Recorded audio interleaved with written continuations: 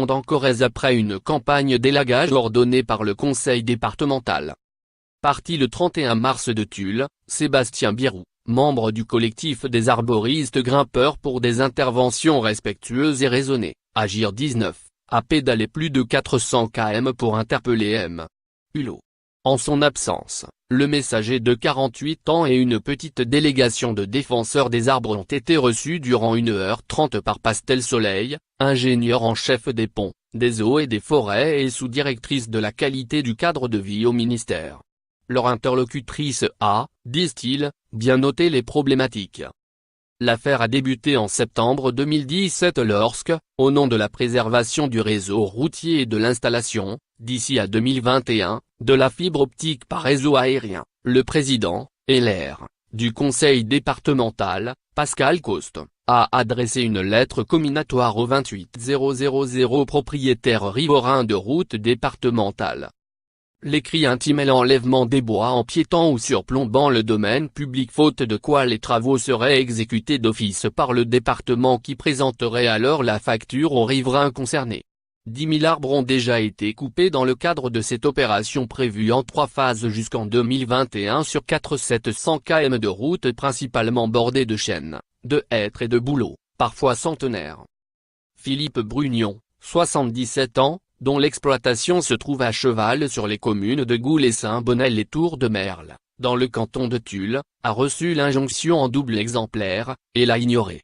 Les tronçonneuses n'en ont pas moins œuvré dans son voisinage. L'une des 2 routes menant chez moi ressemble désormais à une zone de combat avec ses troncs coupés à 1 m de hauteur, se désespère-t-il. Pour économiser des frais d'élagage atteignant parfois plusieurs milliers d'euros, certains propriétaires se sont en effet résignés à l'abattage pur et simple de leurs arbres. Beaucoup l'ont laissé faire par des forestiers peu scrupuleux qui en ont parfois coupé davantage et se sont rémunérés en emportant le bois, confie M. Brugnon.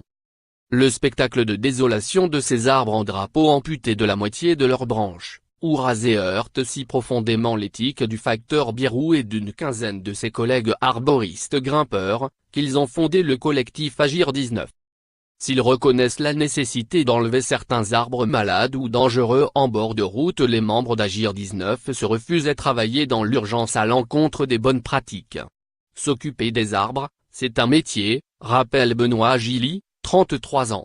Nous avons une formation en biologie, physiologie, architecture et pathologie de l'arbre, nous ne voyons donc aucune raison de blesser des arbres sains qui forment des corridors écologiques et patrimoniaux, et ont des fonctions d'ombrage et de maintien des talus.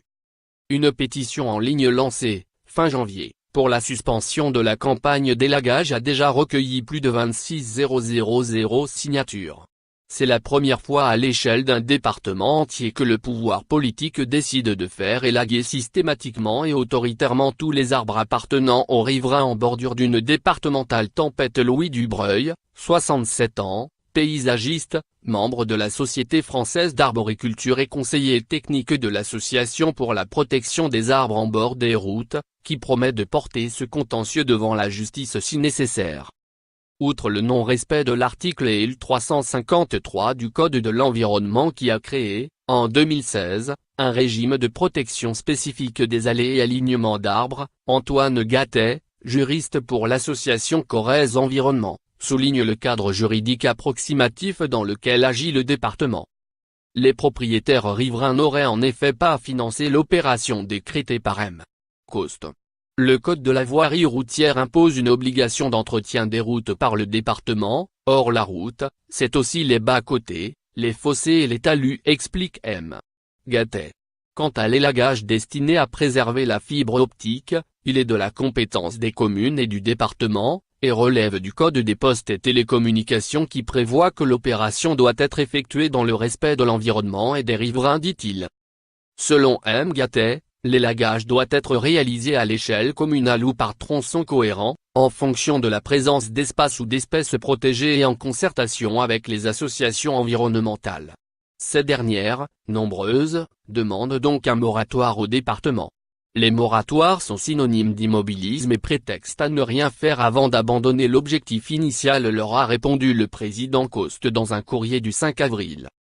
À 51 ans, Cet éleveur, ancien président du syndicat professionnel Jeunes Agriculteurs et ancien secrétaire général de la FNSA à la tête du département depuis 2015, est réputé pour ses passages en force. Surnommé le bulldozer par ses opposants, il assume le ton abrupt de ses courriers, seul moyen, dit-il, qu'ils ne servent pas à caler les armoires. Les résultats sont mitigés. Sur 12 000 propriétaires concernés par la première phase, environ 4 000 nous ont fait savoir qu'ils élagueraient eux-mêmes, 1 000 ont choisi l'opération groupée proposée par le département, mais plus de 7 000 n'ont pas daigné répondre, a-t-il précisé, agacé, au Monde. Il n'a pas digéré non plus le passage, le 31 mars, du président de la Ligue pour les oiseaux, Alain Bougrain-Dubourg, qui a qualifié l'opération de grand n'importe quoi et s'est ému de coupes pratiquées en pleine période de reproduction. Les oiseaux ne sont pas cons, ils vont nicher au cœur de la forêt, loin des routes, se défend M. Coste. S'il refuse tout moratoire, l'élu a lâché du lest face à la mobilisation. Le 5 avril, dans son courrier aux associations, il s'est engagé à adapter la méthode, à renoncer aux exécutions d'office de travaux pour 2018 et a promis un guide des bonnes pratiques de l'élagage. On passe du coercitif au contrat de confiance et d'engagement pour atteindre l'objectif d'ici 3 ans, martèle-t-il toutefois. Selon lui, la Corrèze n'est en rien défigurée par l'opération qu'il pilote. 1,5 million d'arbres sont abattus chaque année dans le département pour l'exploitation et la valorisation forestière, et on déplore 10 000 arbres coupés ces 6 derniers mois, fin-t-il de s'étonner. Alerté par la lettre de Corrézien à l'ancien patron de l'Eure, département François Hollande, s'attend à être interpellé sur le sujet, le 14 avril, à Tulle où il dédicacera son dernier livre, Les leçons du pouvoir, stock, 288 p. 22 €. Durant son mandat de président du Conseil général de Corrèze de 2008 à 2012, l'ancien président de la République a parfois eu à régler des questions d'arbres à traiter, mais il est surpris par l'ampleur et le caractère systématique du projet M. Coste. À moins qu'il y ait des arbres malades ou représentant des risques pour la sécurité, il faut préserver les équilibres et les paysages, a-t-il déclaré au Monde. Lire aussi. L'Île-de-France lance un programme de protection de ses arbres remarquables.